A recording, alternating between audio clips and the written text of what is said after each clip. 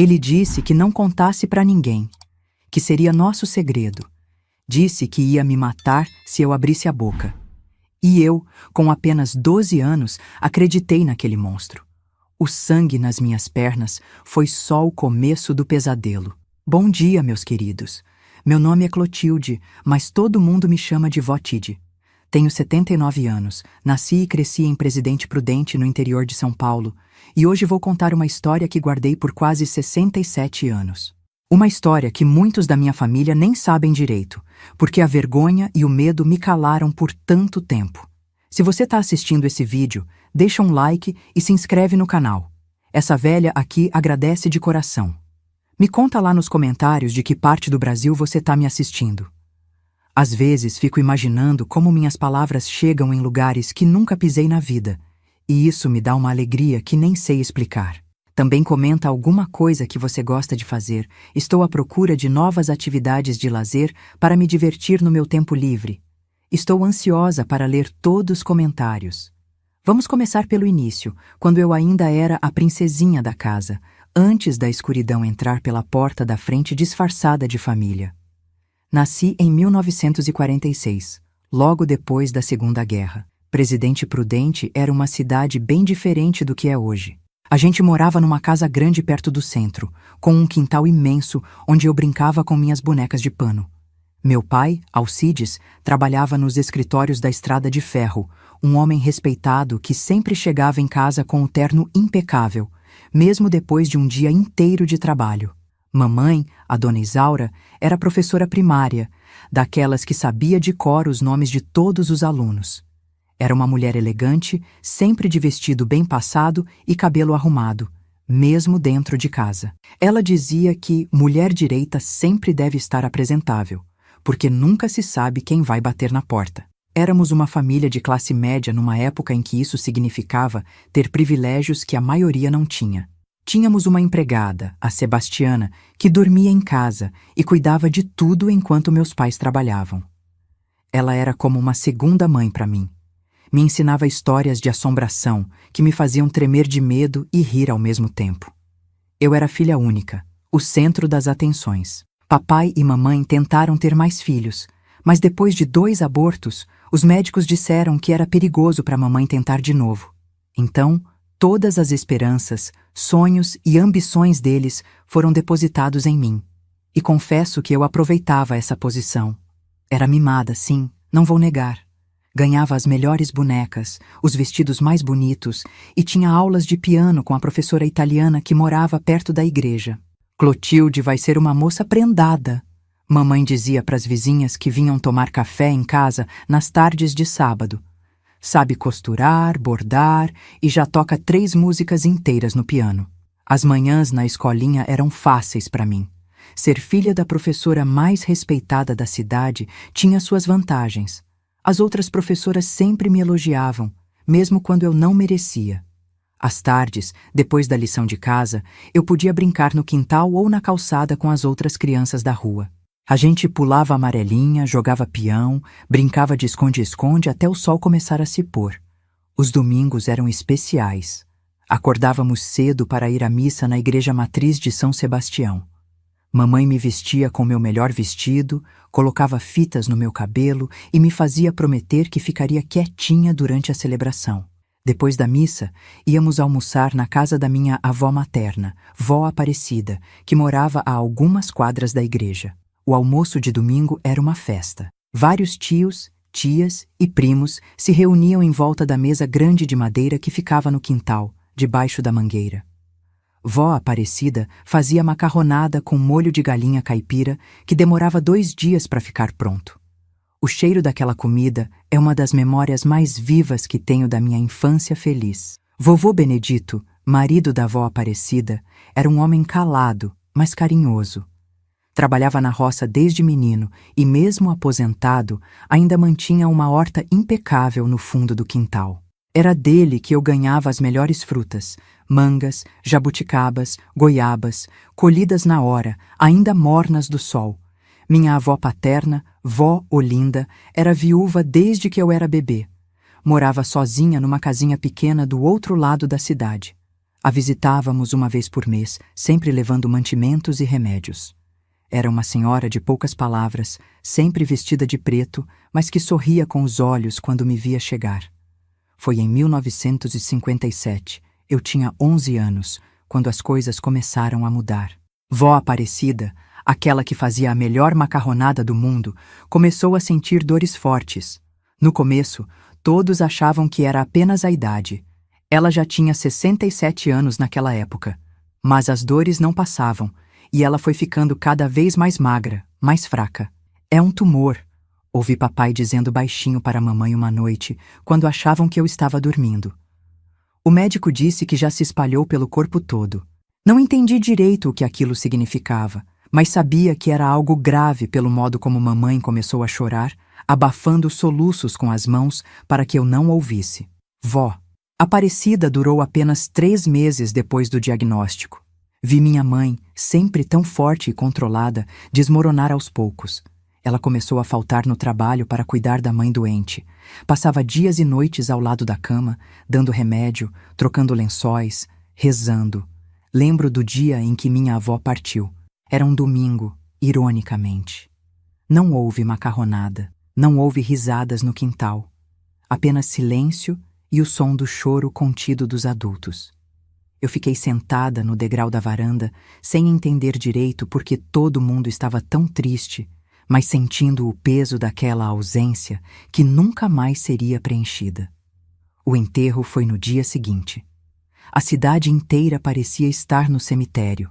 Vó Aparecida era conhecida e amada por muitos. Mamãe estava devastada, apoiada no braço do meu pai, parecendo que ia desmaiar a qualquer momento. Foi nesse dia que vi meu avô Benedito, viúvo aos 70 anos, chorar pela primeira vez.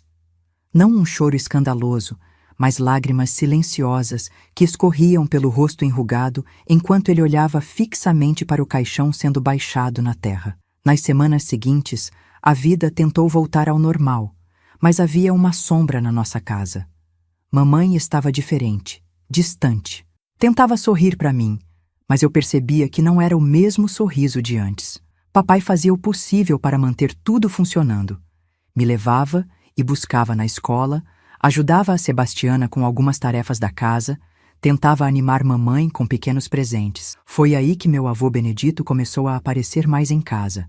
No começo, vinha apenas para o almoço de domingo, que agora era na nossa casa. Depois, começou a aparecer durante a semana também. Teu avô tá muito sozinho naquela casa, explicou papai. Tua mãe é a única filha que mora na cidade. Os tios todos estão longe. É nossa responsabilidade cuidar dele agora. Eu gostava do vovô. Ele sempre trazia balas de hortelã no bolso e me contava histórias de quando era menino na roça. Histórias de onças que apareciam na plantação, de pescarias no rio, de festas de São João, onde conheceu minha avó.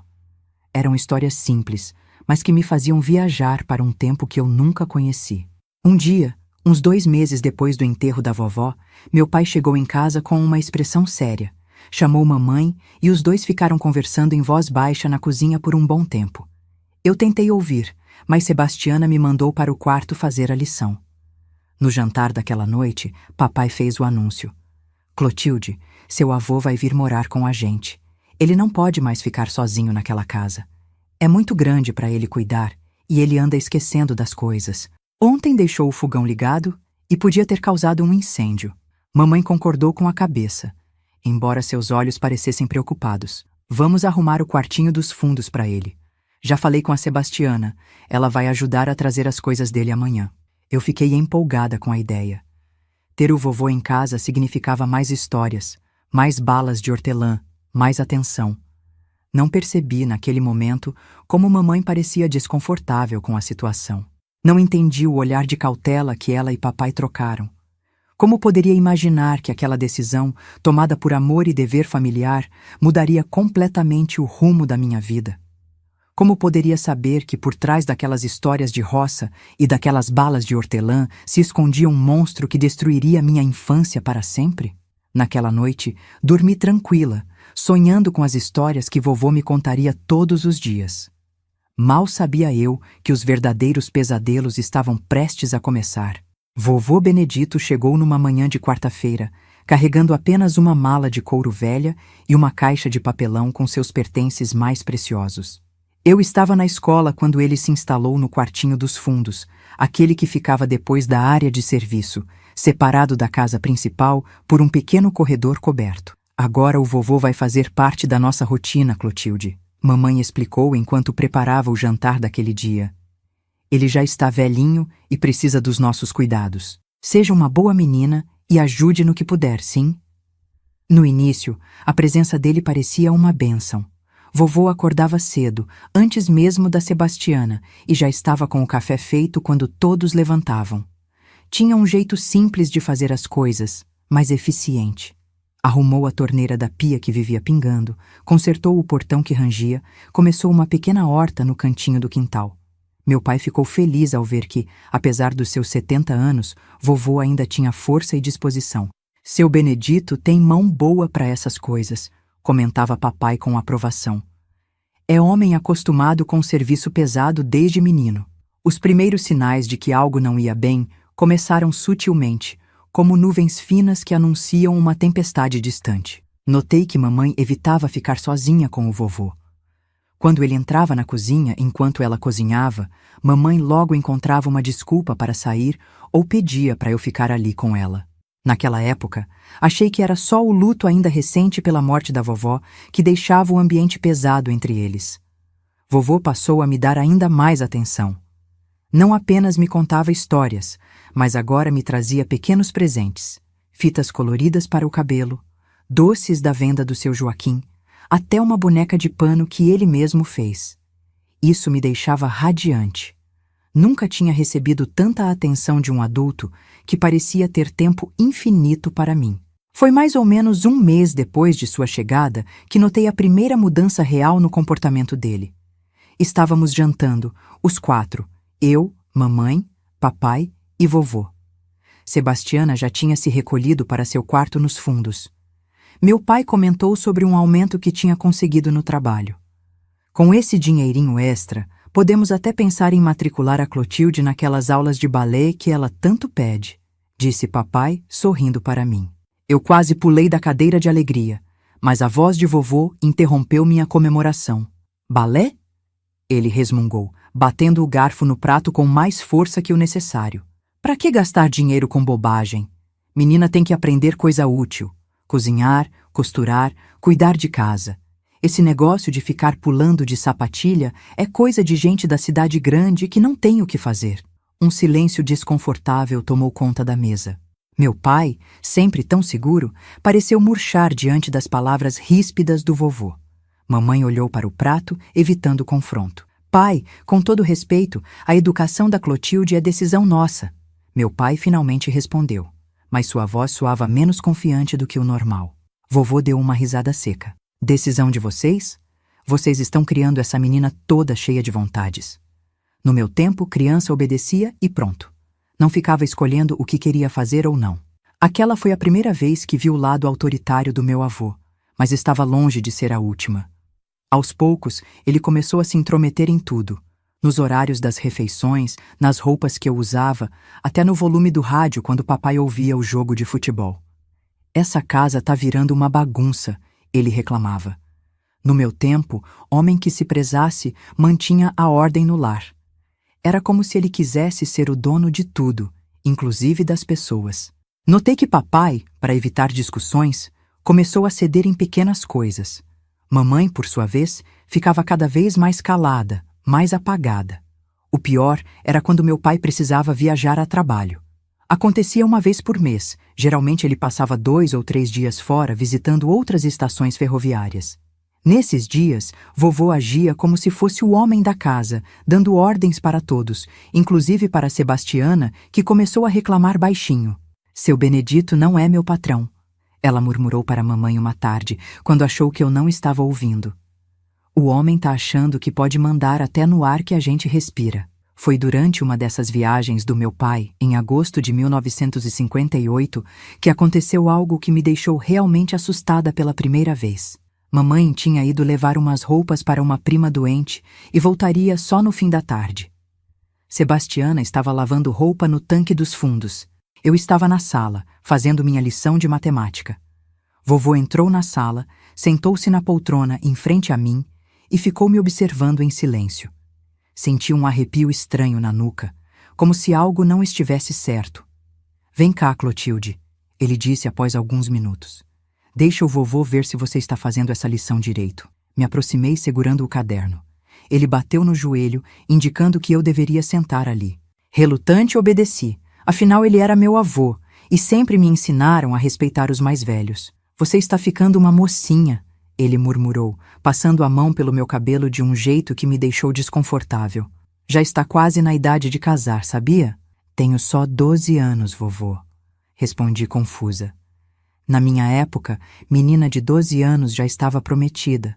Sua avó tinha 14 quando casou comigo. Sua mão desceu pelas minhas costas, num carinho que não parecia mais um carinho de avô. Precisa aprender a ser mulher logo.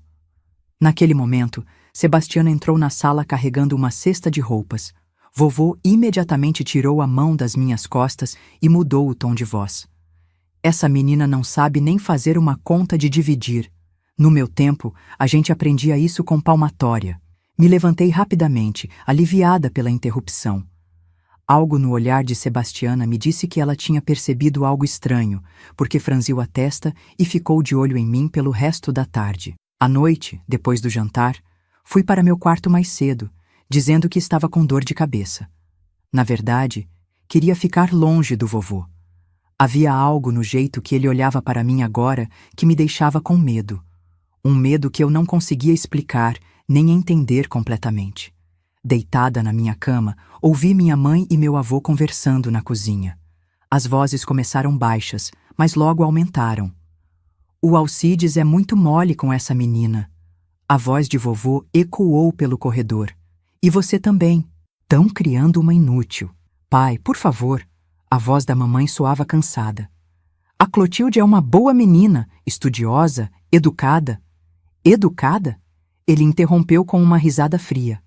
Ela mal olha na minha cara quando falo com ela. No meu tempo, criança olhava nos olhos dos mais velhos e obedecia sem questionar. Os tempos são outros, pai, e peço que respeite nossa maneira de criar nossa filha. Houve um barulho, como se alguém tivesse batido na mesa. Respeitar? Respeito era o que você devia ter por mim. Sou seu pai. Depois que sua mãe morreu, vocês me jogaram nesse quartinho dos fundos como se eu fosse um cachorro velho. Ninguém jogou o senhor em lugar nenhum. A voz da mamãe tremeu. Estamos tentando cuidar do senhor, dar conforto. Conforto? Ele riu de novo, daquele jeito que me dava arrepios. Me enfiam naquele cubículo enquanto vocês ficam na casa grande?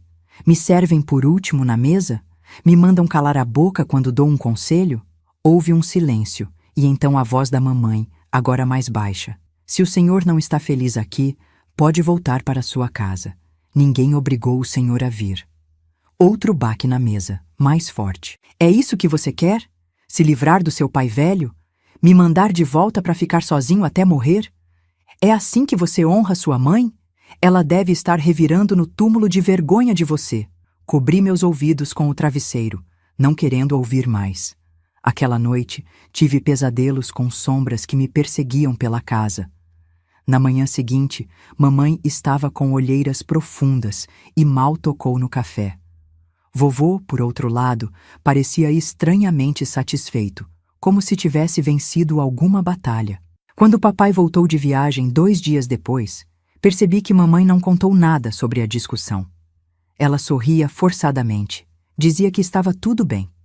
Vovô, por sua vez, estava mais amável que nunca com meu pai, oferecendo-se para ajudar no que fosse preciso, elogiando-o por trabalhar tanto para sustentar a família. Foi como se 2 pessoas diferentes vivessem dentro do meu avô.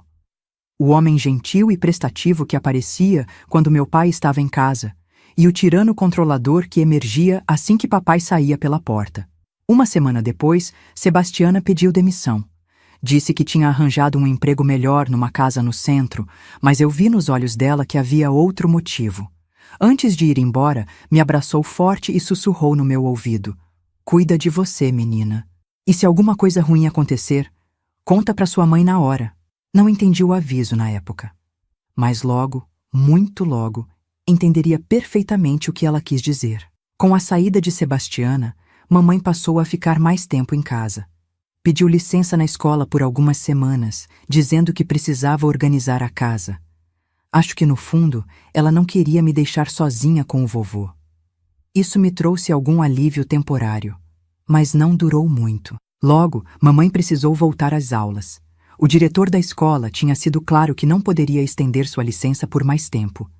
E papai começou a fazer viagens mais longas, às vezes ficando fora por uma semana inteira. Foi numa dessas semanas, em novembro de 1958, que meu mundo desabou completamente. Mamãe tinha ido a uma reunião na escola que duraria até tarde. Eu estava no meu quarto, já de camisola, escovando meu cabelo antes de dormir. A porta se abriu sem batida prévia. Vovô estava parado ali, me observando com um olhar que nunca vou esquecer na vida. Um olhar que misturava algo animalesco com uma frieza calculista que me gelou até a alma. Sua mãe só volta tarde, ele disse, entrando no quarto e fechando a porta atrás de si. Precisamos ter uma conversa de adulto para adulto, Clotilde. Eu sabia, naquele instante, que algo terrível ia acontecer.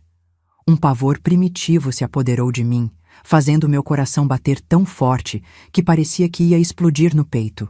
O que aconteceu nos minutos seguintes é algo que ainda me assombra nas noites mais escuras. Suas mãos ásperas, seu peso me imobilizando contra a cama, a dor lancinante, meus gritos abafados pela mão enrugada que cobria minha boca. O cheiro de cachaça e suor azedo. As palavras horríveis sussurradas no meu ouvido. Se contar para alguém, mato você e sua mãe, ele disse quando terminou, ajeitando as roupas como se nada tivesse acontecido. Ninguém vai acreditar em você mesmo. Vão dizer que você provocou o vovô, que é uma menina sem vergonha. Fiquei paralisada na cama muito tempo depois que ele saiu, incapaz de chorar, incapaz até de respirar direito. Um pedaço de mim morreu naquela noite. A menina confiante, alegre e sonhadora se foi para sempre, substituída por uma casca vazia, cheia de vergonha e medo. Na manhã seguinte, não consegui levantar para ir à escola. Meu corpo doía de maneiras que eu nunca imaginei ser possível. Havia sangue na minha camisola, nos lençóis. Quando mamãe veio ver por que eu não tinha levantado, menti.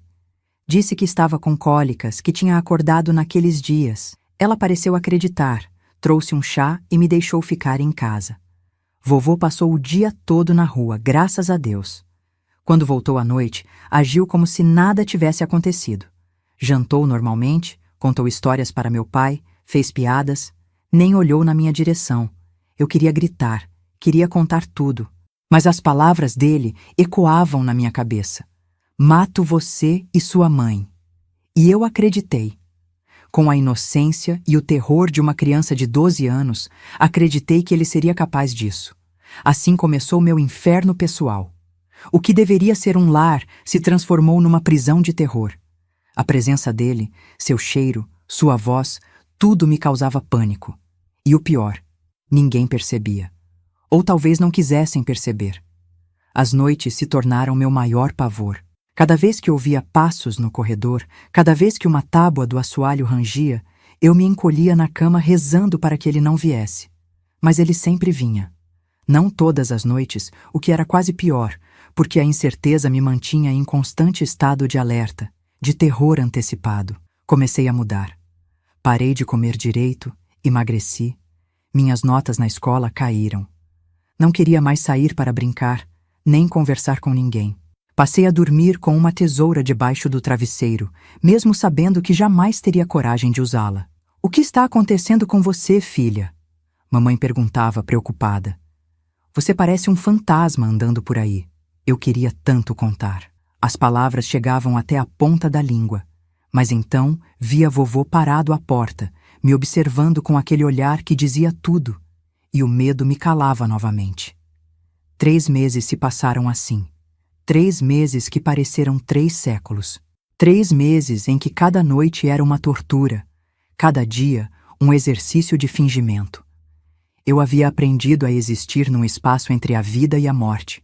Não completamente viva, porque algo fundamental tinha sido destruído em mim, mas também não morta, porque meu corpo insistia em continuar funcionando, respirando, movendo-se automaticamente pelo mundo. Foi em fevereiro de 1959, no auge do verão, que tudo finalmente veio à tona. Não porque criei coragem de contar, essa coragem eu não tinha, mas porque meu corpo falou por mim. Vovô tinha ficado particularmente violento na noite anterior. Mamãe e papai tinham ido a um aniversário e só voltariam tarde. Ele aproveitou para beber mais que o normal e veio para meu quarto mais cedo que o habitual. Hoje o vovô vai te ensinar umas coisas novas, ele disse, com aquele sorriso que me dava náuseas. Tentei resistir pela primeira vez. Gritei, chutei, arranhei. Isso só o deixou mais furioso. Quando terminou, eu estava mais machucada que o normal. Braços roxos de tanto ser apertada, arranhões nos ombros, um corte no lábio de quando ele me bateu para eu ficar quieta. Na manhã seguinte, não conseguia esconder os machucados. Era verão, fazia um calor insuportável, e mamãe entrou no quarto, enquanto eu ainda dormia. Quando puxou o lençol para me acordar, viu os hematomas nos meus braços, o sangue seco no lábio cortado. O grito dela acordou a casa inteira.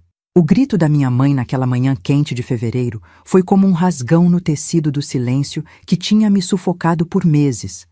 Seus olhos percorreram meu corpo marcado, parando em cada hematoma, em cada arranhão, no corte do meu lábio. Vi o horror crescer em seu rosto enquanto a compreensão do que estava acontecendo finalmente a atingia como um raio. Meu Deus, Clotilde! Quem fez isso com você? Ela perguntou, sentando-se na beirada da cama, as mãos tremendo ao se aproximarem dos meus braços roxos. Não consegui responder. Era como se um nó tivesse se formado na minha garganta, bloqueando qualquer palavra. Depois de meses guardando aquele segredo horrível, não sabia como começar, como fazer aquelas palavras saírem da minha boca. Como contar para minha própria mãe que seu pai, o homem que ela tinha acolhido em nossa casa, estava destruindo minha vida noite após noite? Papai apareceu à porta, ainda abotoando a camisa do pijama, o cabelo despenteado de quem acabou de acordar. O que aconteceu? Ele perguntou, alarmado com o grito. Os olhos dele se arregalaram ao me ver. Nunca tinha visto meu pai daquele jeito, o rosto pálido, as pupilas dilatadas pelo choque, as mãos fechadas em punhos tão apertados que os nós dos dedos ficaram brancos. Por um instante terrível, pensei que vovô também apareceria ali. Que ele entraria no quarto com aquela cara de preocupação falsa, fingindo não saber nada, pronto para inventar alguma mentira. Meu corpo inteiro se contraiu com essa possibilidade. Mas foi justamente esse medo óbvio, essa reação física de pavor, que finalmente fez minha mãe entender. Vi o momento exato em que a percepção atravessou seu rosto. Seus olhos se encheram de lágrimas e ela cobriu a boca com a mão, como se quisesse impedir um grito ainda maior de escapar. Foi ele, não foi? Ela sussurrou, a voz trêmula. Foi meu pai? Não precisei responder com palavras. Meu silêncio, as lágrimas que finalmente começaram a escorrer pelo meu rosto, o tremor incontrolável do meu corpo, tudo confirmou o que ela temia. Meu pai cambaleou como se tivesse levado um soco no estômago. Ele olhou para a mamãe, depois para mim, depois de volta para ela, buscando alguma explicação que não existia, algum sentido num horror que não tinha sentido nenhum. Quanto tempo? Minha mãe perguntou, segurando minhas mãos entre as dela, os olhos fixos nos meus. Há quanto tempo isso está acontecendo, minha filha? 3 meses, consegui balbuciar, a voz quase inaudível. Desde novembro, 3 meses, 90 dias. Para eles, era um choque, uma revelação súbita e devastadora. Para mim, tinha sido uma eternidade no inferno, minuto por minuto, segundo por segundo.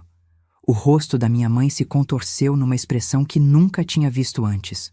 Uma mistura de dor, raiva e culpa que parecia envelhecê-la 10 anos em 10 segundos. Por que não nos contou antes? Meu pai perguntou, a voz rouca. As palavras do vovô ecoaram na minha cabeça. Se contar para alguém, mato você e sua mãe. Mesmo agora, com o segredo revelado, aquela ameaça ainda tinha poder sobre mim. Ele disse que ia nos matar se eu contasse. falei entre soluços. Disse que ninguém ia acreditar em mim, que iam dizer que eu provocava ele. Meu pai soltou um som estranho, como um animal ferido. Vi algo mudar em seus olhos, a confusão e o choque dando lugar a uma fúria que eu jamais tinha visto naquele homem sempre tão calmo e controlado. Ele se virou abruptamente e saiu do quarto. Ouvi seus passos pesados pelo corredor em direção ao quartinho dos fundos. Mamãe levantou num pulo, subitamente alerta. "Alcides, não!" Ela gritou correndo atrás dele. Fiquei sozinha na cama, ainda envolta nos lençóis manchados, ouvindo os sons distantes de uma confusão, vozes alteradas, algo quebrando, um baque surdo. Queria me levantar, ver o que estava acontecendo, mas meu corpo parecia feito de chumbo. Não conseguia mover um músculo. Minutos depois, ou foram horas, o tempo parecia distorcido. Mamãe voltou. Estava pálida, com os cabelos desgrenhados e os olhos vermelhos de tanto chorar. Sentou-se ao meu lado na cama e me abraçou. Um abraço diferente de todos os outros que ela já tinha me dado, desesperado, como se temesse que eu pudesse desaparecer a qualquer momento. "Ele foi embora", ela murmurou contra meu cabelo. "Seu pai o expulsou. Ele não vai mais voltar, nunca mais. Você está segura agora." Eu queria acreditar naquelas palavras, queria me sentir aliviada, libertada. Mas o medo tinha se infiltrado tão profundamente em mim que parecia fazer parte da minha própria pele. "E se ele voltar de noite?" perguntei, a voz embargada pelo terror que essa possibilidade me causava. "E se ele vier me buscar quando vocês estiverem dormindo?" Mamãe segurou meu rosto entre suas mãos, me obrigando a olhar nos olhos dela. "Não vai acontecer." Ela disse com uma firmeza que não deixava espaço para dúvidas. "Seu pai está lá fora agora mesmo, trocando todas as fechaduras. E depois vamos à polícia." A palavra polícia provocou uma nova onda de pânico em mim.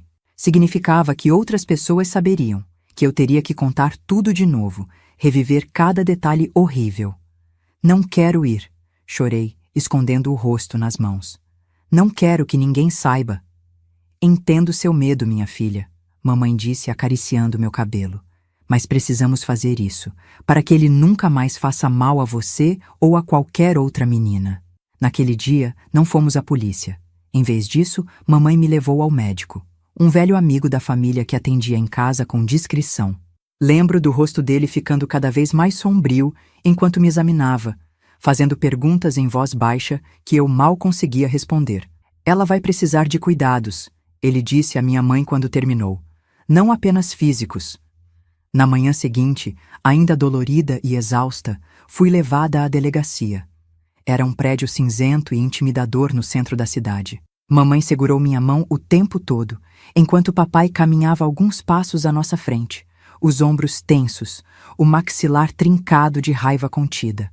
Nos levaram para uma sala pequena, com paredes descascando e um ventilador barulhento que apenas circulava o ar quente. Um delegado de bigode grisalho ouviu nossa história, anotando tudo num caderno surrado. Seu rosto permanecia impassível, profissional, mas vi algo mudar nos seus olhos quando entendeu o que tinha acontecido. "Precisamos do depoimento da menina", ele disse, olhando mais para meus pais do que para mim. "Sozinha." "Não", protestei, agarrando o braço da minha mãe com força. "Não quero ficar sozinha."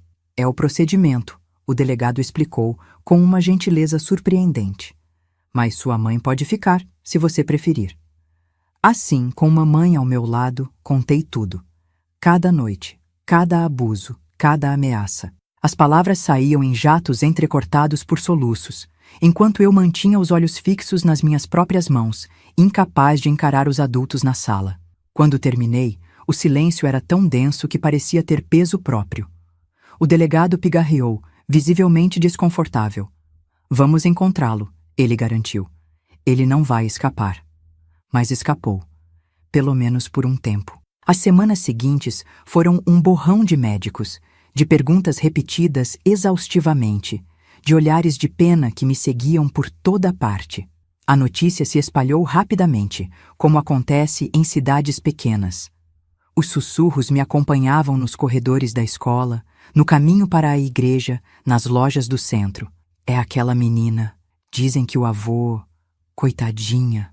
Não era mais Clotilde, a menina mimada, filha do funcionário da estrada de ferro e da professora respeitada. Era a vítima, um objeto de curiosidade mórbida e piedade superficial. Em casa, as coisas também mudaram drasticamente. Meus pais, devastados pela culpa de não terem percebido o que estava acontecendo, converteram essa culpa em superproteção. Nunca mais fiquei sozinha. Sempre havia alguém comigo. Mamãe, papai, uma tia que veio passar uma temporada conosco. As janelas agora tinham trancas novas, e papai verificava 2, 3 vezes se todas as portas estavam bem fechadas antes de irmos dormir. Mudaram-me para o quarto deles. Meu antigo quarto, aquele onde o pesadelo tinha acontecido tantas vezes, foi trancado. Ninguém entrava lá. Era como se aquele espaço tivesse sido contaminado para sempre. As noites eram o pior. Mesmo sabendo que estava segura, que ele não poderia mais me alcançar, os pesadelos vinham sem falta. Acordava gritando, encharcada de suor frio, sentindo o peso dele sobre mim, o cheiro de cachaça, as mãos ásperas na minha pele. Mamãe me abraçava até eu parar de tremer, murmurando palavras de conforto que não conseguiam alcançar o lugar escuro onde meu medo vivia. A polícia procurou vovô por toda parte. Ele tinha desaparecido como fumaça. Alguns diziam que tinha voltado para o interior de Minas Gerais, onde nasceu. Outros que tinha fugido para o Mato Grosso, onde ninguém o conhecia. Houve até quem dissesse que ele tinha se matado jogando-se no rio. Eu não acreditava em nenhuma dessas histórias. No meu coração infantil e aterrorizado, tinha certeza de que ele estava por perto, me observando, esperando o momento certo para cumprir sua ameaça. Em abril de 1959, 2 meses após a descoberta, comecei a terapia. Era algo raro naquela época. Uma cidade pequena como Presidente Prudente mal tinha psiquiatras, quanto mais psicólogos especializados em trauma infantil. Mas meus pais moveram montanhas para encontrar ajuda. Mamãe chegou a vender suas joias para pagar as consultas em São Paulo, para onde viajávamos uma vez por semana. A doutora Helena era uma mulher de meia idade, com olhos gentis por trás de óculos de armação dourada. Seu consultório era acolhedor, com poltronas macias e uma estante cheia de livros e pequenos brinquedos. Não precisa falar se não quiser, ela me disse no nosso primeiro encontro. Podemos apenas ficar aqui, em silêncio, até você se sentir confortável. Foi o que fizemos nas primeiras sessões. Eu sentava, olhava pela janela, às vezes pegava um dos brinquedos e o manipulava distraidamente. Ela apenas observava, fazendo anotações ocasionais, nunca me pressionando. O que aconteceu com você não foi sua culpa, ela disse certo dia, quebrando nosso silêncio habitual. Nada do que você fez ou deixou de fazer causou isso.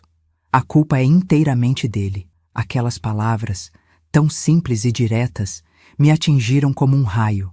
Eu não tinha percebido até então o quanto me culpava, por não ter contado antes, por não ter resistido mais, por ter acreditado nas ameaças dele. Mas eu podia ter gritado, murmurei, as lágrimas escorrendo livremente. Podia ter contado para mamãe no primeiro dia. Se eu tivesse falado, você era uma criança enfrentando algo que nenhuma criança deveria enfrentar, a doutora Helena respondeu. Fez o que pôde para sobreviver. E sobreviveu. Isso mostra que você é mais forte do que imagina. Forte? Eu não me sentia forte. Me sentia quebrada, suja, irremediavelmente danificada. Nunca mais vou ser como antes, confessei, dando voz ao meu maior medo. Nunca mais vou ser normal. Normal é uma palavra complicada, ela disse, inclinando a cabeça pensativamente.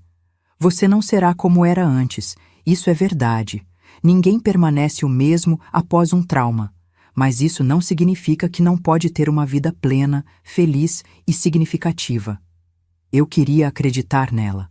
Queria tanto acreditar que havia um futuro para mim, além daquele horror, além do medo constante, além das noites em claro e dos pesadelos. Maio chegou, trazendo chuvas fortes que pareciam nunca terminar.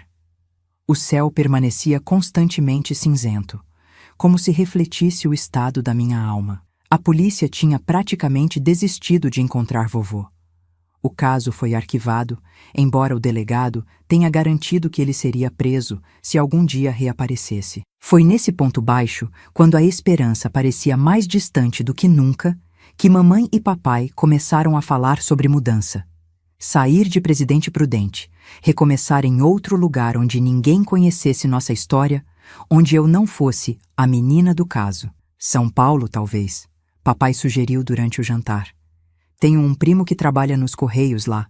Disse que pode me arranjar algo. A ideia de deixar a única cidade que conhecia, de abandonar a casa onde tinha crescido, apesar do terror dos últimos meses, me assustava quase tanto quanto a possibilidade de ficar. Mas e a escola? E minhas amigas? Perguntei, embora soubesse que tinha poucas amigas agora. A maioria se afastou quando o escândalo veio à tona, por vergonha ou por ordem dos pais que não queriam suas filhas envolvidas. Há escolas melhores em São Paulo, mamãe respondeu, forçando um sorriso otimista. E você fará novos amigos. Amigos que não sabem, que não olharão para você desse jeito. Eu sabia o que ela queria dizer. O jeito como todos me olhavam agora, com pena, com curiosidade mórbida, ou pior, com aquela expressão desconfortável de quem não sabe o que dizer. Talvez, pensei, talvez começar de novo em outro lugar fosse exatamente o que eu precisava. Um lugar onde ninguém soubesse, onde pudesse ser apenas Clotilde, não a vítima. Um lugar onde cada esquina não trouxesse memórias terríveis, onde cada sombra não me fizesse imaginar que ele estava à espreita. Quando? Perguntei, a primeira vez em meses que senti algo parecido com esperança. Logo, papai respondeu, apertando minha mão sobre a mesa. Assim que eu confirmar o emprego. Algumas semanas, talvez. Naquela noite, deitada na cama improvisada no quarto dos meus pais, olhando para o teto enquanto a chuva batia nas janelas, permiti-me imaginar esse novo começo. Uma nova casa, uma nova escola, novas pessoas que não conheciam meu passado. Talvez lá eu pudesse começar a reconstruir os pedaços quebrados de mim mesma. Talvez lá eu pudesse um dia dormir sem medo. Mas antes que pudéssemos realizar esse plano, antes que eu pudesse escapar daquela cidade e das memórias que me assombravam em cada canto, algo aconteceu que mudou tudo novamente. Algo que nenhum de nós poderia ter previsto e que traria à tona forças que eu nem sabia que possuía. Foi no início de junho, quase 4 meses depois que meus pais descobriram o abuso, que a tempestade que parecia ter passado voltou com força total. E dessa vez eu estaria no centro do furacão, incapaz de me esconder, forçada a encarar o monstro dos meus pesadelos uma última vez. Era um sábado de junho, chovia finamente em Presidente Prudente. Aquela chuva triste que não lava nada, só deixa tudo mais úmido e pesado. Passei a manhã ajudando mamãe a separar roupas para a doação. Estávamos nos preparando para a mudança, embora ainda não tivéssemos data certa. Papai tinha ido ao centro resolver algumas pendências no banco. Nós duas estávamos sozinhas em casa, portas e janelas trancadas como sempre, desde aquele dia fatídico. O som da campainha rasgou o silêncio como um trovão. Mamãe e eu nos entreolhamos, assustadas. Não esperávamos ninguém. Amigos e parentes sabiam que deviam avisar antes de visitar. Fazia parte das novas regras de segurança da casa. Fique aqui, mamãe instruiu, seu rosto subitamente tenso. Da sala, ouvi ela se aproximando cautelosamente da porta, perguntando quem era. A resposta foi abafada pela chuva, mas reconheci o timbre da voz. Era Dona Terezinha, nossa vizinha da frente, uma senhora viúva que sempre foi gentil comigo. Mamãe abriu a porta, mas apenas uma fresta, mantendo a corrente de segurança enganchada. Isaura, ouvi Dona Terezinha dizer, sua voz anormalmente urgente. Preciso lhe dizer uma coisa. É sobre... Bem, é sobre seu pai. Meu sangue gelou nas veias. Apenas a menção indireta dele era suficiente para me deixar paralisada de medo. O que tem ele? A voz da minha mãe soou afiada como uma faca. Ele está de volta. Dona Terezinha falou tão baixo que quase não ouvi. Vi ele ontem à noite, andando na rua de trás. Tenho certeza que era ele. Estava diferente. Barba comprida, mais magro, mas era ele. Minhas pernas cederam e me apoiei na parede para não cair. Ele tinha voltado. O monstro dos meus pesadelos estava de volta, provavelmente para cumprir sua ameaça. Tem certeza absoluta? Mamãe perguntou, a voz tremendo levemente. Absoluta, Dona Terezinha confirmou. Ele não me viu, estava escuro, mas achei que vocês deviam saber, para tomar cuidado. Ouvi mamãe agradecer rapidamente e fechar a porta. Quando ela voltou para a sala e me viu encostada na parede, branca como cera, não precisou perguntar se eu tinha ouvido. Meu rosto dizia tudo. Vou ligar para seu pai, ela disse, tentando parecer calma, mas vi o medo em seus olhos. O mesmo medo que eu sentia. Papai chegou em casa 20 minutos depois, ofegante por ter corrido na chuva. Seu rosto estava uma máscara de fúria controlada. Vou à delegacia agora mesmo, ele anunciou, ainda de pé no hall de entrada, pingando água no chão. Eles precisam prendê-lo, ele está foragido há meses. E se eles não fizerem nada? Mamãe perguntou, o que todos nós estávamos pensando. A polícia não tinha se esforçado muito para encontrá-lo da primeira vez. Por que seria diferente agora? Uma conversa tensa se seguiu na cozinha. Mamãe e papai discutindo em vozes baixas, ocasionalmente olhando para mim, sentada silenciosamente à mesa. Falavam sobre fugir naquela mesma noite, sobre ficar com parentes em outra cidade até que tudo se resolvesse, sobre contratar alguém para proteger a casa. E então, no meio dessa conversa angustiada, a energia elétrica acabou. A casa ficou mergulhada na escuridão, exceto pelos clarões ocasionais dos relâmpagos que a tempestade, agora mais forte, arremessava contra as janelas. Um silêncio absoluto caiu sobre nós três, enquanto nos dávamos conta de nossa súbita vulnerabilidade. É só a chuva, papai disse finalmente, tentando soar confiante. Vou pegar as velas. Enquanto ele ia até a despensa buscar velas e fósforos, mamãe se aproximou de mim, puxou uma cadeira e sentou-se ao meu lado, segurando minha mão na escuridão. Vai ficar tudo bem, ela sussurrou, embora sua voz traísse sua própria incerteza. Foi nesse momento que ouvimos o barulho. Um estalo leve, como se alguém estivesse forçando a porta dos fundos, aquela que dava para o quintal, perto do quartinho onde vovô tinha morado. Papai voltou correndo da despensa, velas e fósforos esquecidos. Vocês ouviram isso? Ele perguntou, a voz tensa. Antes que pudéssemos responder, outro estalo, mais forte desta vez. Inconfundível. Alguém estava realmente tentando entrar pela porta dos fundos. Para o quarto agora, papai ordenou em um sussurro urgente. Tranquem-se lá. Vou ver o que é. Não! Exclamei, agarrando o braço dele com desespero. A ideia de nos separarmos, de papai enfrentar sozinho o que podia muito bem ser vovô tentando invadir a casa, me encheu de pavor. Outro estalo, seguido pelo som inconfundível de madeira cedendo. Quem quer que fosse, tinha conseguido entrar. Naquele momento, percebi que estávamos encurralados. A casa tinha apenas duas saídas. A porta da frente e a dos fundos, esta última agora comprometida. Para chegar à porta da frente, teríamos que atravessar toda a sala, ficando expostos. Como se lesse meus pensamentos, papai nos puxou para o armário da cozinha, um vão estreito onde guardávamos vassouras e produtos de limpeza. Fiquem aqui, ele sussurrou. Não façam nenhum barulho. Imprensadas naquele espaço apertado, mamãe me abraçou com força, abafando até o som da nossa respiração. Ouvi papai sair da cozinha, seus passos leves no piso de madeira que eu conhecia tão bem. Os minutos seguintes foram os mais longos da minha vida. Cada segundo parecia se arrastar, enquanto tentávamos ouvir qualquer som da casa, além do tamborilar da chuva no telhado e o rugido ocasional dos trovões. Então, vozes, abafadas a princípio, depois mais altas. A voz do meu pai, tensa, furiosa, e outra voz, que reconheci imediatamente, que me fez tremer incontrolavelmente nos braços da minha mãe. Ele, vovô. O monstro tinha realmente voltado. Não conseguia distinguir as palavras exatas, apenas o tom, acusações, negações, raiva crescente. As vozes vinham da sala, aproximando-se da cozinha. Sua filha está mentindo. A voz de vovô subitamente ficou clara, cortando o ar como uma navalha. Essas meninas hoje em dia inventam coisas, veem na televisão e acham que... Cale a boca! Meu pai vociferou. Saia da minha casa agora, ou juro por Deus que desta vez eu te mato.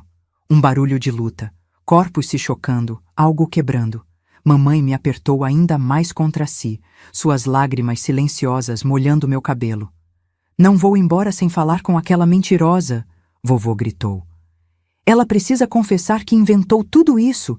Olha o que vocês fizeram comigo, me transformaram num fugitivo, num criminoso. Outro estrondo, o som inconfundível de um corpo caindo pesadamente no chão. Mamãe não aguentou mais, empurrou a porta do armário e saiu, me puxando consigo. A cena que encontramos na cozinha, iluminada apenas pelos relâmpagos ocasionais, ficaria gravada para sempre na minha memória. Meu pai estava caído perto da mesa, um filete de sangue escorrendo de sua testa. Vovô estava de pé, segurando uma garrafa quebrada, obviamente a arma que tinha usado contra papai. Ao nos ver, seu rosto se contorceu num sorriso que não tinha nada de humano. Aí estão vocês, ele disse, dando um passo em nossa direção. A ingrata da minha filha e a mentirosa da minha neta. Estava quase irreconhecível. A barba branca agora estava comprida e suja, os olhos injetados, a roupa encharcada colando no corpo magro. Cheirava a cachaça, suor e ódio. O medo me paralisou, como tantas vezes antes.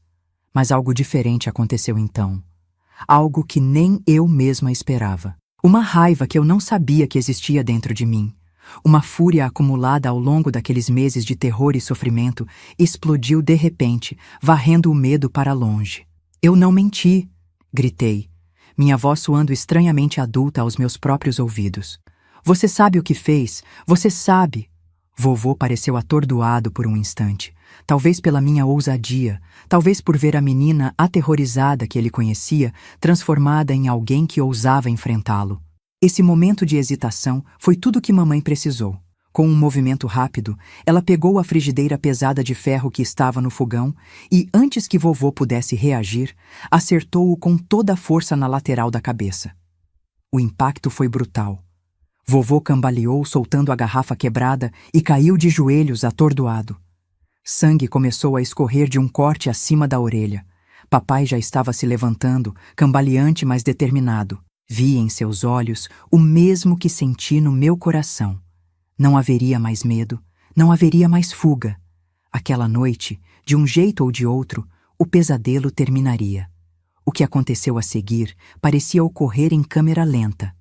Vovô, mesmo ferido, tentou se levantar, agarrando a borda da mesa para se apoiar. Seus olhos, nublados pela dor e pelo álcool, fixaram-se em mim com ódio puro. Você... Ele rosnou, tentando dar um passo em minha direção. Você destruiu tudo. Papai se colocou entre nós, protegendo-me com seu corpo. Ao mesmo tempo, mamãe correu para o telefone na parede, que milagrosamente ainda funcionava apesar da falta de luz, e discou rapidamente. Polícia! Ela gritou ao telefone. Por favor, venham rápido! Rua das Acácias, 247. Ele invadiu nossa casa, está tentando atacar nossa filha. Vovô, percebendo que estava encurralado, fez uma última tentativa desesperada. Num movimento inesperadamente ágil para um homem da sua idade, agarrou uma faca da pia e avançou contra meu pai. Tudo aconteceu muito rápido. Meu pai se esquivou, tentando desarmar vovô. Houve uma luta breve e violenta. Vi a lâmina da faca refletir a luz de um relâmpago enquanto os dois homens lutavam por seu controle. Então, um grito. A faca caiu no chão com um tinido metálico. Vovô recuou, segurando o próprio braço, sangue escorrendo entre seus dedos. Naquele momento, as luzes voltaram, inundando a cozinha com uma claridade repentina que parecia quase sobrenatural após tanto tempo na escuridão. A cena congelou como numa fotografia macabra. Meu pai ofegante, com sangue na testa, minha mãe ainda segurando o telefone, os olhos arregalados. Vovô contra a parede, ferido, e eu, parada no meio da cozinha, testemunhando o fim de um pesadelo que tinha durado tempo demais. Sirenes começaram a soar ao longe, aproximando-se rapidamente. Vovô olhou em volta, como um animal acuado buscando uma rota de fuga. Mas não havia para onde ir. As portas e janelas que ele poderia usar para escapar estavam no outro lado da casa, bloqueadas por nós. Foi nesse momento, com as sirenes chegando e a inevitabilidade da captura se tornando clara, que vi algo se quebrar nos olhos dele. Não foi arrependimento ou vergonha, nada tão humano. Foi apenas a compreensão de que tinha perdido, de que não haveria mais poder sobre nós, de que sua impunidade tinha chegado ao fim. Vocês não sabem o que fizeram, ele murmurou, escorregando pela parede até sentar-se no chão, ainda segurando o braço ferido. Não sabem. Minutos depois, a casa foi invadida por policiais. Vovô foi detido, algemado apesar dos protestos fracos sobre seu ferimento. Lembro dele olhando para mim uma última vez enquanto o arrastavam para fora. Um olhar que não tinha mais o poder de me aterrorizar, porque agora eu sabia algo que ele não sabia. Eu tinha sobrevivido. Eu tinha enfrentado o monstro e continuava de pé. As horas seguintes foram um turbilhão de atividades, paramédicos tratando o corte na testa do meu pai, policiais tomando nossos depoimentos, vizinhos curiosos se aglomerando na calçada apesar da chuva, tentando entender o que tinha acontecido. Sentada na sala, enrolada num cobertor que alguém tinha colocado sobre meus ombros, observei toda aquela movimentação com uma estranha sensação de distanciamento. Era como se eu estivesse flutuando acima da cena, vendo tudo acontecer a outra pessoa, não a mim. Foi só quando todos finalmente foram embora, os policiais prometendo voltar na manhã seguinte para mais perguntas, os paramédicos após garantir que ninguém precisava ir ao hospital, os vizinhos relutantemente dispersados, que a realidade começou a se assentar. Estávamos os três na sala, exaustos, ainda processando o que tinha acontecido. Um silêncio estranho pairava no ar. Não o silêncio opressivo do medo que tinha sido nossa companhia constante por meses, mas um silêncio diferente, quase pacífico. Acabou, papai disse finalmente, sua voz baixa, mas firme. Ele não vai mais machucar você, Clotilde. Nunca mais. Pela primeira vez em muito tempo, acreditei verdadeiramente nessas palavras. O pesadelo tinha terminado. Não da maneira que esperávamos, não como tínhamos planejado, mas tinha terminado. Naquela noite, pela primeira vez em meses, dormi sem ter pesadelos. Um sono profundo e reparador que parecia lavar um pouco do horror acumulado na minha alma jovem. Na manhã seguinte, quando acordei, uma sensação estranha me invadiu. Levei alguns segundos para identificá-la, de tão desacostumada que estava. Era esperança. Uma pequena chama de esperança de que talvez a vida pudesse voltar a ser boa novamente. Vovô foi formalmente acusado e preso. O julgamento, alguns meses depois, foi rápido. As evidências eram esmagadoras, especialmente depois que ele invadiu nossa casa, confirmando todas as acusações com suas próprias ações. Foi condenado a 12 anos de prisão. Nunca mais o vi depois daquela noite na cozinha. Nunca quis ver. Soube, anos depois, que ele morreu na prisão. Um ataque cardíaco no 5º ano de sua sentença. A notícia não me trouxe alegria, mas também não me trouxe tristeza. Apenas um estranho vazio, como se um capítulo particularmente doloroso de um livro finalmente tivesse sido virado. Nossa mudança para São Paulo acabou acontecendo mesmo assim, alguns meses depois do incidente.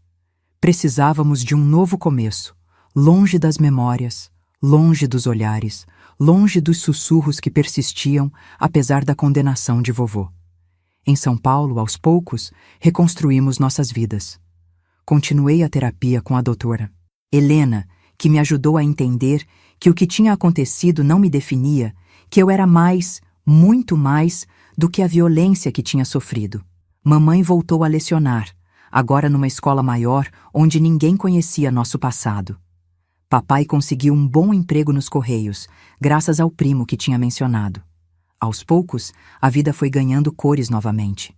Foi um caminho longo e difícil. Houve recaídas, momentos em que o medo voltava com toda a força, noites em que os pesadelos retornavam tão vívidos quanto antes.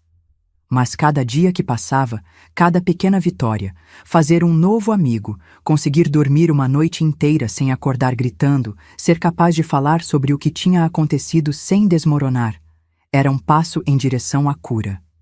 Aos 17 anos, conheci Roberto, um rapaz gentil e paciente que se tornaria meu marido alguns anos depois. Foi a primeira pessoa fora da minha família e da terapia para quem contei o que tinha acontecido. Sua reação, compaixão sem pena, raiva em meu nome sem me tratar como vítima, foi parte importante do meu processo de cura. A vida seguiu seu curso. Formei-me professora como mamãe. Casei com Roberto aos 23 anos. Tivemos 3 filhos maravilhosos, 2 meninos e uma menina. Conheci a alegria de ser mãe, depois avó e agora bisavó. Construí uma vida plena, significativa, cheia de amor e propósito. Hoje, aos 79 anos, olhando para trás, vejo que a doutora Helena estava certa. O que aconteceu comigo não me definiu. Mudou-me, sim. Como poderia não mudar? Mas não determinou quem eu me tornaria. Foi um capítulo horrível na minha história, não a história inteira. Aprendi que a cura nem sempre significa esquecer. Às vezes, significa lembrar sem que a dor te destrua. Significa carregar as cicatrizes, mas não se deixar paralisar por elas. Significa transformar sua própria dor em compaixão pelos outros, em força para proteger aqueles que ama, em sabedoria para reconhecer tanto a escuridão quanto a luz que existe em todos nós. E talvez, mais importante, aprendi que sobreviver é apenas o começo. O verdadeiro triunfo está em viver, plena, autenticamente, corajosamente, apesar das feridas, apesar dos medos, apesar das perdas. É por isso que conto esta história hoje. Não para chocar ou causar pena, mas para que talvez alguma outra menina, alguma outra mulher, alguma outra pessoa que carrega feridas invisíveis, saiba que não está sozinha, que a escuridão, por mais densa que pareça, não dura para sempre, que há luz do outro lado, esperando por quem tem coragem de seguir caminhando. O veredito daquele julgamento ainda ecoa nos meus ouvidos como se fosse ontem. Culpado, disse o juiz, golpeando a mesa com seu martelo. Vovô recebeu 12 anos de prisão, mas para mim, nenhuma sentença seria suficiente para compensar o que ele tinha feito. Mesmo sabendo que ele estava atrás das grades, as cicatrizes permaneciam abertas em minha alma. No dia seguinte ao julgamento, mamãe, papai e eu tivemos uma conversa séria em nossa cozinha. O ar estava pesado, não apenas pela condenação do vovô, mas porque todos sentíamos que algo ainda não estava resolvido. A justiça oficial havia feito seu trabalho, mas havia uma justiça maior, mais profunda, que permanecia pendente. 12 anos? Murmurou papai, passando a mão pelo cabelo já riscado de fios brancos. Ele pode sair antes por bom comportamento. E depois? Vamos viver sempre olhando por cima do ombro? Mamãe suspirou, seus olhos revelando o peso impossível que carregava. A dor de saber que seu próprio pai, o homem que deveria proteger sua família, havia destruído a inocência de sua única filha. Precisamos fazer algo definitivo, ela disse com uma determinação que nunca tinha visto antes em seus olhos, sempre tão gentis. Algo que garanta que ele jamais terá a chance de fazer mal a Clotilde novamente. Foi ali, naquela cozinha, que o plano começou a tomar forma. Não um plano vingativo ou violento. Meus pais nunca foram pessoas de violência. Era um plano de proteção, de recomeço, de reconstrução de nossas vidas, de uma maneira que aquele homem jamais pudesse nos alcançar novamente. Vamos deixar Presidente Prudente, anunciou papai. Não apenas mudar de cidade, mas desaparecer. Refazer nossas vidas onde ele jamais possa nos encontrar, mesmo que um dia saia da prisão. São Paulo havia sido nosso plano inicial, mas agora parecia óbvio demais. Era o primeiro lugar onde ele nos procuraria se um dia recuperasse a liberdade. Precisávamos de algo mais radical, mais seguro. O norte, sugeriu mamãe, surpreendendo-nos. Minha prima Durvalina se mudou para Belém do Pará há anos. Diz que é outro mundo, outra vida. Ninguém nos conheceria lá. Belém. O nome soava como uma promessa exótica de novos começos.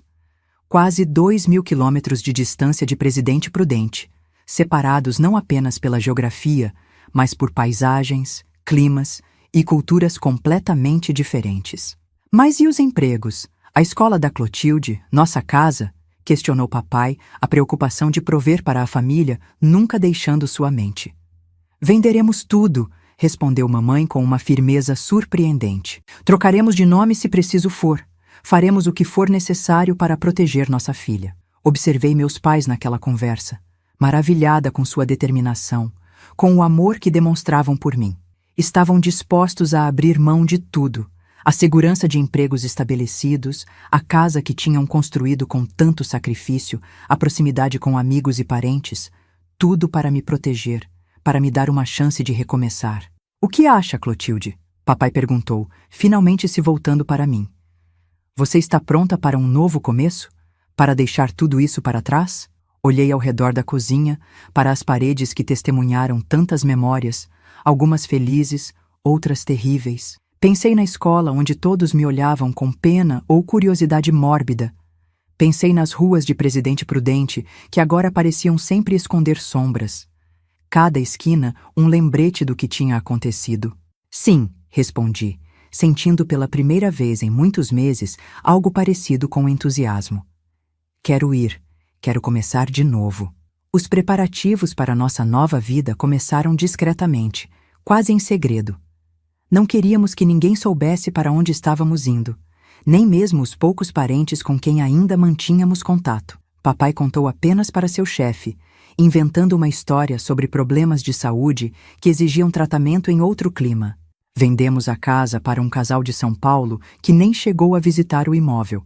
Compraram por meio de um corretor, atraídos pelo preço abaixo do mercado que oferecemos para acelerar a venda. Os móveis maiores foram incluídos na venda. O resto foi doado ou vendido em pequenos lotes, para não chamar atenção. Mamãe escreveu para a prima em Belém, pedindo ajuda para encontrar uma casa para alugar e informações sobre escolas e possíveis empregos. As cartas eram enviadas para um endereço intermediário, a casa de uma colega de trabalho de confiança, para evitar qualquer rastro caso alguém da família de vovô tentasse nos localizar. Em 2 meses, tudo estava pronto. Deixamos Presidente Prudente numa madrugada de outubro de 1959, quando a cidade ainda dormia. Um único táxi carregando 3 pessoas e 6 malas, tudo o que restava de nossa vida anterior. Fomos até Bauru, onde pegaríamos o trem para São Paulo, e de lá um avião para Belém. A viagem foi longa e cansativa. O avião, uma novidade para mim, em outra situação teria sido excitante, mas estava exausta demais, emocionalmente drenada para sentir qualquer coisa além de um vago alívio por estarmos cada vez mais longe de Presidente Prudente. Chegamos a Belém numa tarde quente e úmida, que fez minhas roupas grudarem no corpo instantaneamente. Durvalina, a prima de mamãe, nos esperava no pequeno aeroporto com um sorriso caloroso e abraços apertados. Ela não conhecia os detalhes do que tinha acontecido. Mamãe tinha contado apenas que tivemos problemas sérios e precisávamos recomeçar.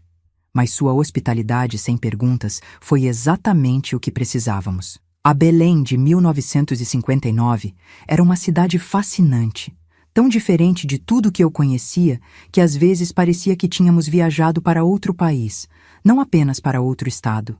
As cores vibrantes, os cheiros intensos de frutas tropicais e especiarias, o calor constante, a chuva que caía todos os dias pontualmente no meio da tarde, o ritmo mais lento da vida, tudo conspirava para criar a sensação de que realmente tínhamos deixado nosso passado para trás. Alugamos uma casa pequena, mas arejada no bairro do Marco, não muito longe de onde Durvalina morava. Papai conseguiu emprego numa empresa de importação e exportação, graças a um contato que Durvalina tinha.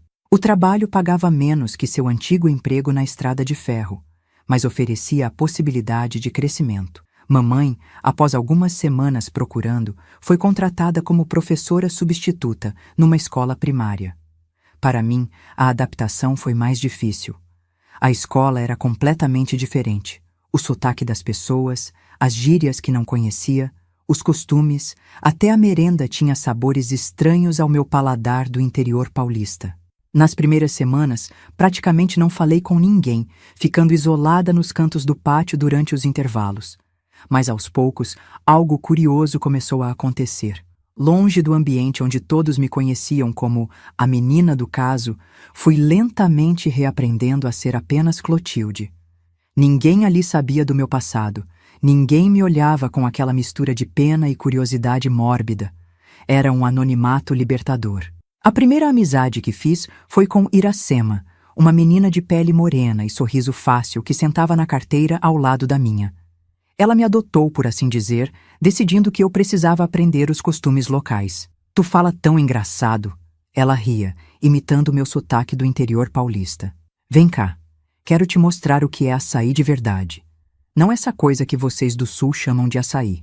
Com Iracema, descobri o mercado ver-o-peso, provei frutas que nem sabia que existiam, aprendi a andar de barco pelos rios que cortavam a cidade. A companhia dela, tão despreocupada e alegre, foi como um bálsamo para meu espírito ferido. Em casa, também vi meus pais mudando, se adaptando. Papai abandonou os ternos formais que sempre usou em Presidente Prudente, simplesmente incompatíveis com o clima de Belém, e adotou camisas leves de manga curta. Mamãe deixou o cabelo crescer, e muitas vezes o usava solto, algo que nunca tinha visto ela fazer antes. Pequenas mudanças que simbolizavam algo maior. Estávamos nos permitindo ser pessoas diferentes, deixando para trás não apenas o horror do que tinha acontecido, mas também as versões rígidas de nós mesmos que existiam antes. Claro, nem tudo foi fácil. Havia noites em que ainda acordava gritando, empapada de suor frio, certa de que tinha ouvido a voz de vovô no corredor. Dias em que um homem mais velho na rua, com certa semelhança física com ele, me fazia congelar de terror. Momentos em que o simples ato de alguém fechar uma porta com força demais me fazia entrar em pânico. Continuei a terapia com uma nova psicóloga, a doutora Marta, a quem mamãe contou toda a verdade para que pudesse me ajudar adequadamente.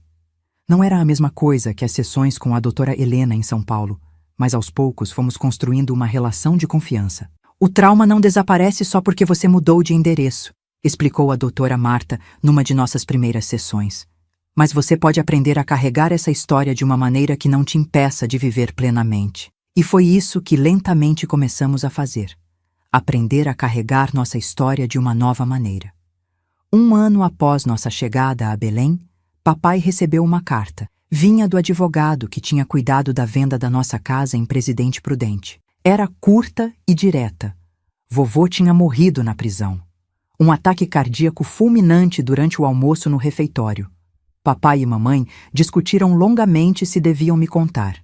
Acabei ouvindo por acaso, escutando atrás da porta, um hábito que tinha desenvolvido em Presidente Prudente e que ainda não tinha conseguido abandonar completamente. Quando confrontei-o sobre o que tinha ouvido, mamãe me abraçou, lágrimas nos olhos. Ele não pode mais te machucar, minha filha, ela disse.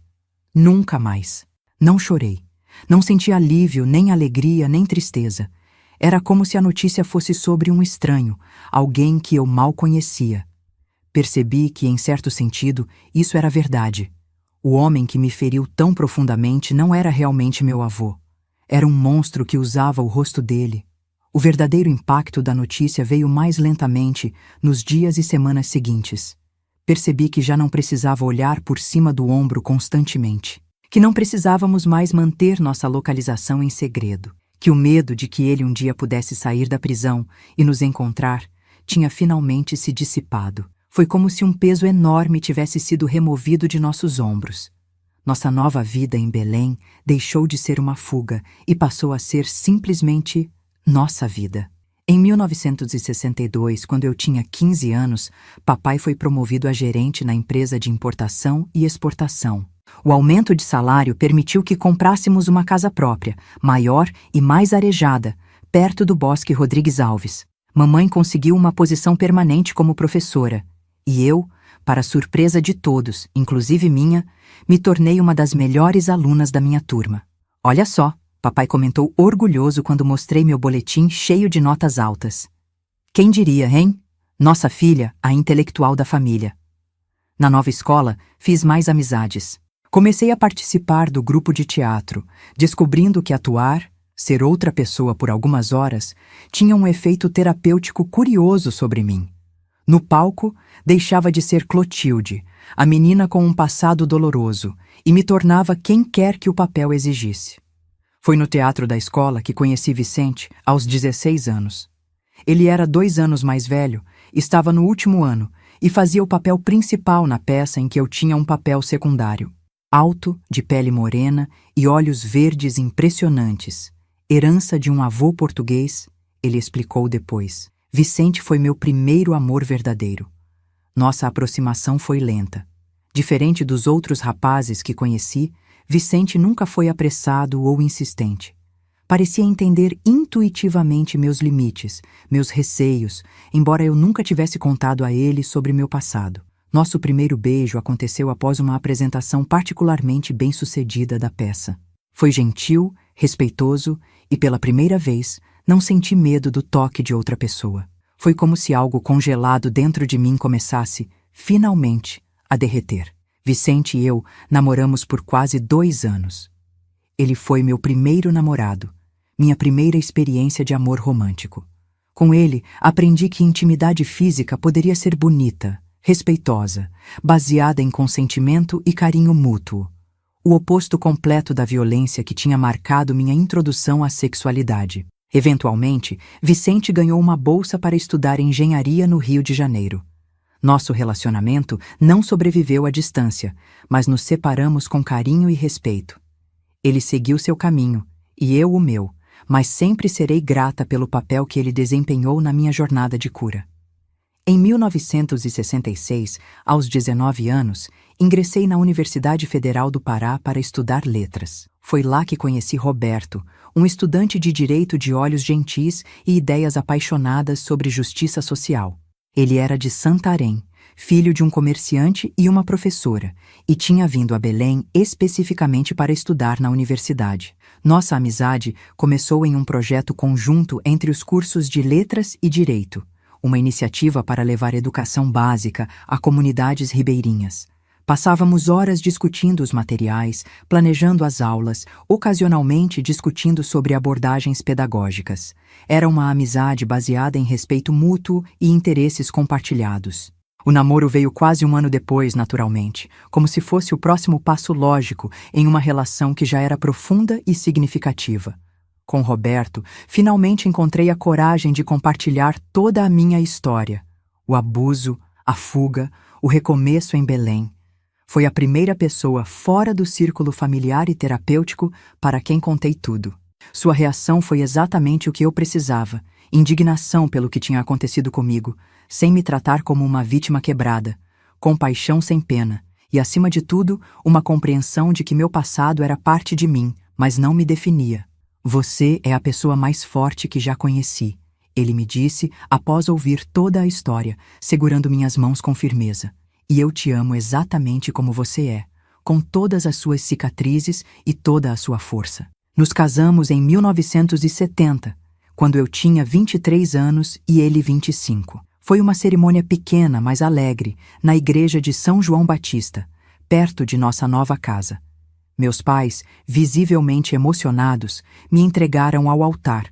Os dois juntos, uma quebra de tradição que fazia todo sentido para nossa família, que tinha sobrevivido unida ao pior dos pesadelos. Os anos seguintes trouxeram mais curas, mais alegrias, mais marcos de uma vida que, contra todas as probabilidades, tinha se tornado plena e significativa. Nosso primeiro filho, Paulo, nasceu em 1972. Mariana veio em 1975 e, finalmente, Lucas, em 1979. Ter filhos foi outra etapa importante na minha jornada de cura. Cada gravidez, cada parto, era uma forma de reclamar meu corpo, de afirmar que era meu. Não um objeto de violência, mas um recipiente de vida, de amor, de continuidade. Com cada filho, sentia-me mais conectada à minha própria humanidade, mais completa e íntegra. A maternidade também trouxe novos desafios e medos. Me peguei sendo superprotetora, especialmente com Mariana.